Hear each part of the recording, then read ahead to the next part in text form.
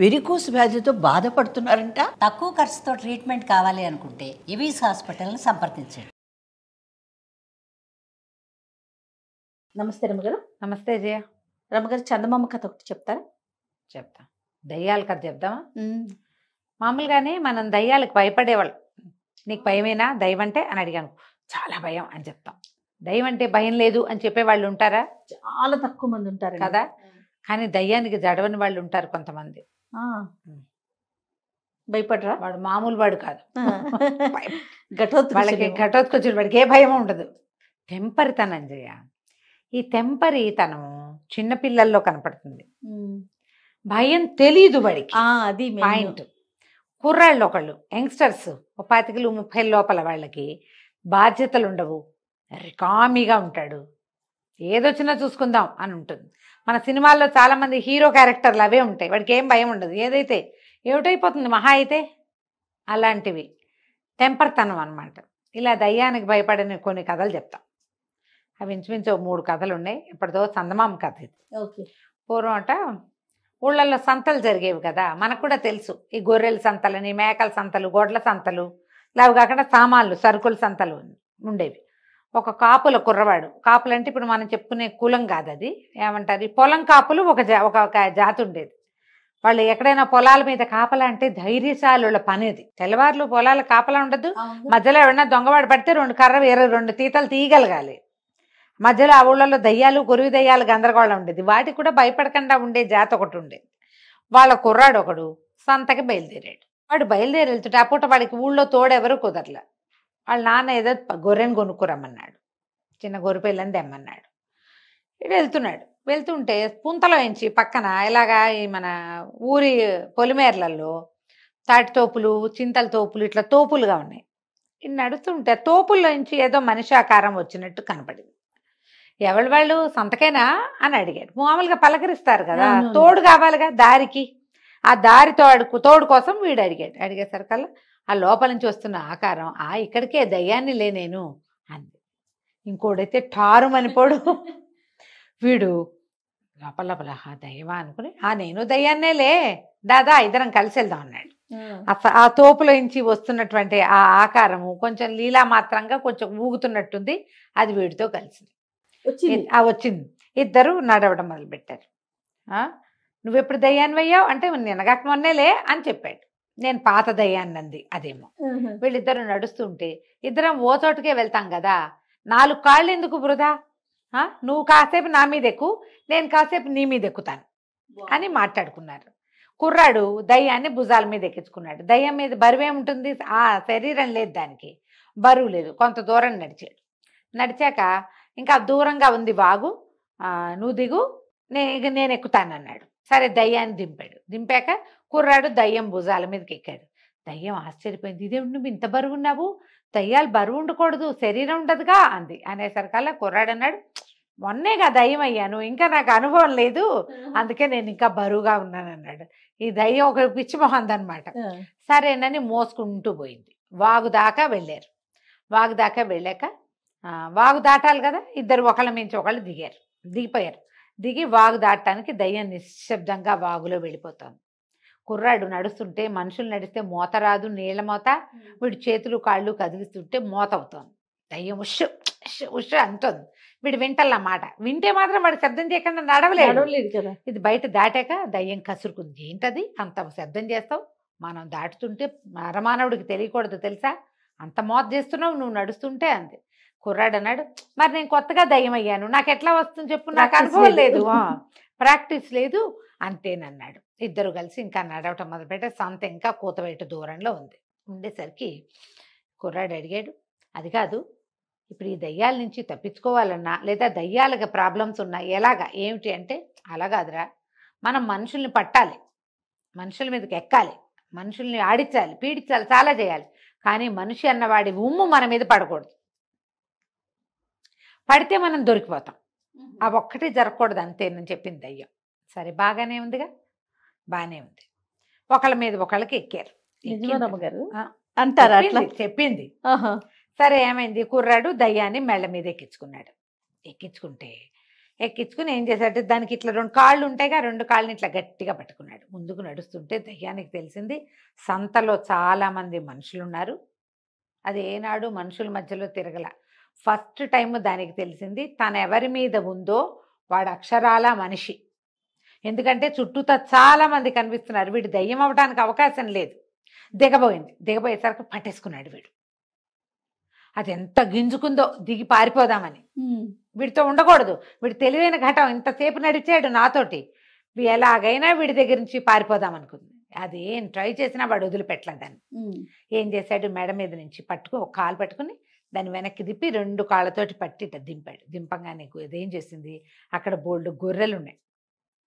ఆ గొర్రెలు ఉంటే గొర్రెలాగా మారిపోయి ఆ గొర్రెల్లో కలిసిపోతే వీడు నన్ను పట్టుకోలేడు, ఇంకా నేను వీడికి లేతే వీడు నాతో చాకరీ చేయించేస్తాడు, నా భుజాల మీదకి ఎక్కి కూర్చున్నాడు చాలాసేపు అని ఏం చేసినది, గబుక్కుని గొర్రెగా మారిపోయింది. మారిపోగానే కుర్రాడికి తెలుసు దాని మీద ఉమ్మేయాలి. అని ఉమ్మేసాడు. ఉమ్మేయగానే ఈ గొర్రెగానే ఉండిపోయింది. అది ఇంత బలిసిన ముదురు గొర్రె. వాడు 50 ఏళ్ళ వాడు, చచ్చిపోయిన దయ్యం. ఉండిపోయింది గొర్రె. అది బేబే అంటుంది కానీ దానికి ఎటు వెళ్ళాలో తెలీదు, ఎందుకంటే దానికి దారి తెలీదు, దాని గుంపు ఏదో తెలీదు. మామూలుగా గొర్రెలకి దాని గుంపు, దాని అమ్మ నాన్న మావయ్య అవన్నీ తెలుస్తాయి, దీనికేం తెలుసు, ఇది పిచ్చి గొర్రె. ఇది నుంచుంది. కుర్రాడు ఏం చేశాడు, మెడ మీద బొచ్చుని గట్టిగా పట్టుకుని చక్కగా ఒక్క గొర్రె పిల్ల కొందామంటే బ్రహ్మాండమైన సలీసైన గొర్రె దొరికిందని దాన్ని ఈడ్చిపోయి అక్కడ కసాయి వాళ్ళు వీళ్ళు ఉంటారు కదా, వాళ్ళ దగ్గర శుభ్రంగా అమ్మేసి వాళ్ళ నాన్న 2 రూపాయలు ఇస్తే గొర్రె పిల్లకి వీడు 50 రూపాయలు జేబులో వేసుకుని అక్కడ ఉన్న ఒక చిన్న గొర్రె పిల్లని రూపాయికి బేరమాడి గొర్రె పిల్లని చక్కనేసుకుని వెళ్ళిపోయాడు. భయం ఏది వాడికి, భయం లేదు, భక్తి లేదు. ఎప్పుడు కూడా భయపడితేనే ఇలాంటి ఆత్మలు మన నెత్తినెక్కుతాయి. నీకు భయం లేదు, అది నిన్ను చేయగలిగేది ఏమీ లేదు, అదే పారిపోవడానికి ట్రై చేస్తుంది. అవును. ఇదో కథ. ఇదో 2వ కథ ఉంది ఇందులో చెప్తాం. పూర్వం అట ఒక మంచి బలశాలి ఆబోతు లాంటి వాడు ఒకడు ఉండేవాట ఒక ఊళ్ళో. దరిద్రుడు పాపం, వాడికి ఏమీ లేదు. వాడు ఏం చేసేవాడు, ఈ సంతలో సామాన్లు తీసుకుని వీధి వ్యాపారం చేసుకునేవాడు. హాకర్స్ అంటాం కదా మనం, వీధుల్లో తిరిగి అమ్ముకునేవాడు.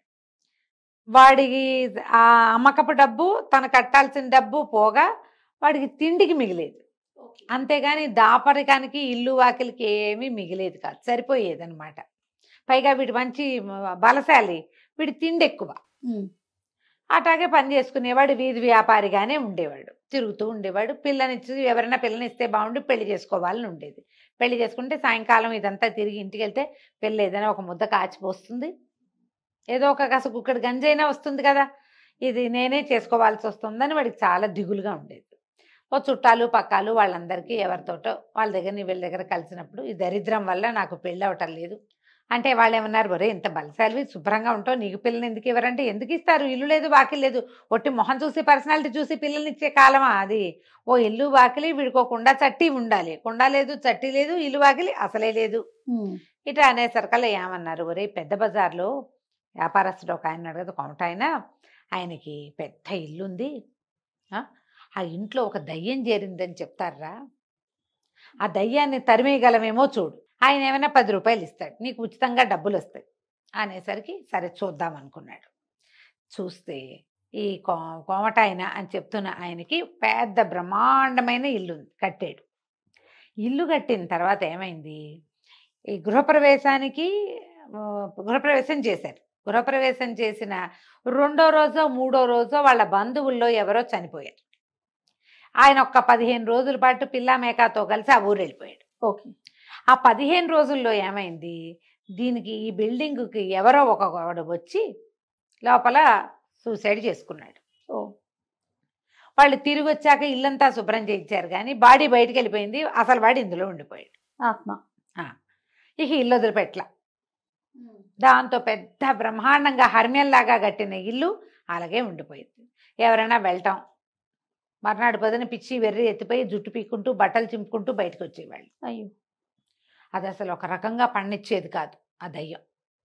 దాంతో ఆ ఇల్లు అలాగే పెట్టి ఆయన పాతకాలపు తమ పాత ఇంట్లోనే ఉంటున్నాడు. పిల్లలు వాళ్ళు గోల పెడతారు, ఇల్లు కొత్త ఇల్లు కట్టుకున్నాం అక్కడికి వెళ్ళలేకపోయామని. సరే వీడు ఏమనుకున్నాడు, ముందు అనుపాను అన్నీ కనుక్కుని తర్వాత కోమట ఆయన దగ్గరికి పోయాడు. ఆ శెట్టి గారి దగ్గరికి వెళ్ళి, ఏమంటే మీ ఇల్లు నేను ఖాళీ చేస్తాను, అంటే ఆయన అన్నాడు, బాబు ఆ పని చేసి పెట్టరా, ఊరి చివర కుటీరం ఒకటి ఉంది మాది, శుభ్రంగా ఉండొచ్చు, 100 రూపాయలు ఇస్తా, కావాలంటే నెల నెల నీకు కావాల్సిన సరుకులు మన కొట్లో నుంచే పట్టుకెళ్ళి ఫ్రీగా, ఆ ఇల్లు ఇస్తాను, 100 రూపాయలు ఇస్తాను, ప్రతి నెల నీకు సరుకులు నేనే ఇస్తాను, మా ఇంట్లో మనిషిగా ఉండు, ఇల్లు మాత్రం ఖాళీ చేయొచ్చు, నువ్వేం చేసినా సరే అనగానే సరేనా నేను వాళ్ళ రాత్రికి వెళ్తానండి అన్నాడు. వాళ్ళు ఎవరో ఉన్నవాళ్ళు, బయట ఉన్నవాళ్ళు అన్నారు, పని వాళ్ళు, ఎందుకు బాబు ఈ గోల, ఇప్పటికి ఎంతమంది అయ్యారు అనేసరికి, ఏమన్నాడు, వీడు వీధి వ్యాపారరా, వీడికి ఏదైనా అయితే వీళ్ళు ఇళ్లలో వాళ్ళు వచ్చి మనతో పోట్లాడేందుకు ఎవరు లేరు, వీడికి జనం లేరు, కంగారు లేదు, పర్వాలేదు చూద్దామంటే వీడేం చేశాడు, సాయంకాలం దాకా అటు ఇటు తిరిగి సాయంత్రం వెళ్ళి, బాబు ఒక మంచి లాంతరు, మరి ఒక వీసెడు పకోడీలు, ఒక సేరు వెల్లుల్లిపాయలు ఇప్పించండి అనగానే ఆయన ఏం చేశాడు, పకోడీలు స్వీట్ షాప్ ఆనుకునే ఉంది, ఓ వీసెడు పకోడీలు ఇచ్చారు, ఒక లాంతర్ ఇచ్చారు, అక్కడి నుంచి 1 కేజీ అన్ని సేరు వెల్లుల్లిపాయలు చక్కగా కొలిచి సంచిలో పోసిచ్చారు. ఇవన్నీ మోసుకొని పోయాడు ఆ ఇంట్లోకి. ఇల్లు తలుపు తీసుకున్నాడు, శుభ్రంగా కాసిన మంచినీళ్ళు చెంబింది కూడా ఉంది, పకోడీలన్నీ తిన్నాడు, హాయిగా తిని హాయిగా మంచినీళ్ళు తాగాడు. అక్కడి నుంచి వెల్లుల్లిపాయలు ఒక్కొక్కటి ఒలిచి నోట్లో వేసుకోవటం మొదలుపెట్టాడు. ఒక్కోటి నవిలి నవిలి, ఒక్క వెల్లుల్లిపాయ తింటేనే 3 రోజులు నోరు వాసన వస్తుంది కదా, ఇన్ని పాయలు ఒకటి ఒకటి ఒలుచుకు తింటే వాడి నోరు, వాడి చేతులు ఎంత వాసన వస్తాయి. సరే కూర్చునున్నాడు, పకోడీలు అవి తింటే నిద్ర పట్టదు, పైగా ఇవి ఒలుస్తున్నాడు, వెల్లుల్లిపాయ ఒకటి నోట వేసుకుంటాడు, అది నమిలి ఆ ఘాటు ఇన్ని మంచినీళ్ళు తాగేసరికల్లా నిద్ర రాదు. 12:15 గంట అయ్యింది. అయ్యాక ఇక లోపలికి గదుల్లో నుంచి ఒక చల్లని గాలి రావటం మొదలుపెట్టింది. చూస్తుంటే ఆ చల్లటి గాలిలోంచి ఒక ఆకారం వచ్చింది, దయ్యం వచ్చి రావటం ఏమిటి, భీకరంగా అరిచి వీడి మెడపట్టేసి అని మొహం మీదకి గాలి వదలటం మొదలుపెట్టింది. అది చల్లని గాలి వస్తుంది దాంట్లోంచి. వీడు మొహం పక్కకి తిప్పుకుంటే ఈ మెడ అన్ని తిమ్మిరికిపోయినాయి. చల్లదా, ఫ్రిడ్జ్ పక్కన నుంచుంటే ఎలా అవుతాం మనం, ఫ్రిడ్జ్ తలుపు తీస్తే ఐస్ కోల్డ్గా అయిపోతుంది. అప్పుడు ఏం చేశాడు వీడు, ఆ పక్క పెట్టిన మెడ ఇటు తిప్పి ఉఫ్ అని ఊదటం మొదలుపెట్టాడు. వీడు ఊతుంటే అది ఊతుంటేమో చల్ల గాలి వస్తుంది, వీడు ఊతుంటే వెల్లుల్లి వాసన.